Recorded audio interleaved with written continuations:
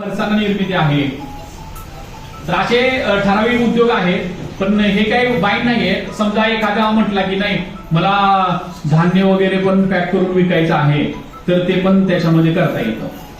असे उद्योग आहेत. मग असं नवीन कुणाला काही जर सुचत असेल की बाबा मला हा उद्योग करायचा आहे, तो बसेल का याच्यामध्ये, तुम्ही विचारू शकताय. कुणाला काय विचारायचंय? तुम्ही बोलत नाही म्हणजे समजलं नाही का? मग स्वतःचं 10% कमीत कमी भांडवल लागतं.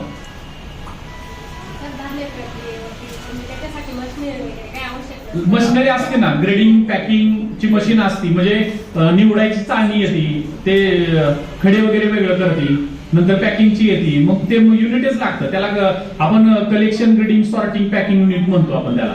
म्हणजे मराठीत आपण त्याला काय म्हणू शकतो, साठवणूक आणि पॅकिंग करून विकायचं केंद्र असं म्हणू शकतो आपण.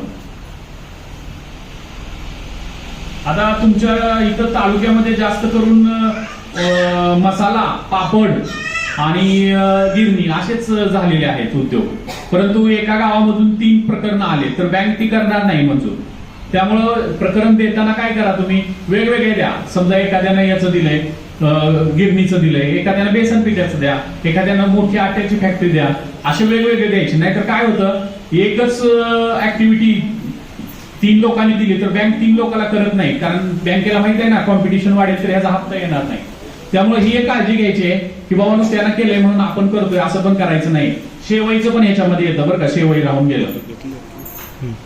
मग अन्न प्रक्रिया आधारित तुम्हाला जे पण काय करता येईल, फक्त प्रक्रिया प्रोसेस झालं पाहिजे, ते सर्व याच्यामध्ये करता येईल.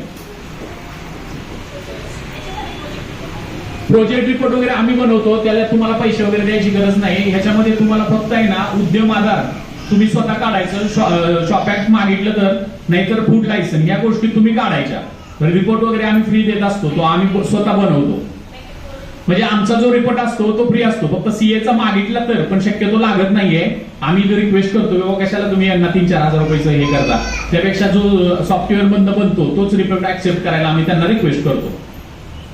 कारण याच्यामध्ये काय होतं, बराचसा अर्धा खर्च होऊन जातो आपला आणि नंतर बँक मध्ये होत नाही. म्हणून शक्यतो काय करायचं, पहिलं बँकेला चर्चा करायची. आपलं पॅन कार्ड, आधार कार्ड घेऊन जायचं, त्यांना सांगायचं सर मला असं असं प्रकरण करायचं आहे, माझं सिबिल कसं आहे सांगा तुम्ही. वाटल्यास तुम्हाला माझा नंबर सांगतो मी, 9960161512. तुम्ही बँकेमध्ये जायचं, त्यांना बोलायचं आणि जे नाही ऐकलं तरी मला फोन करा, मी त्यांच्यासोबत बोलून त्यांना रिक्वेस्ट करेन की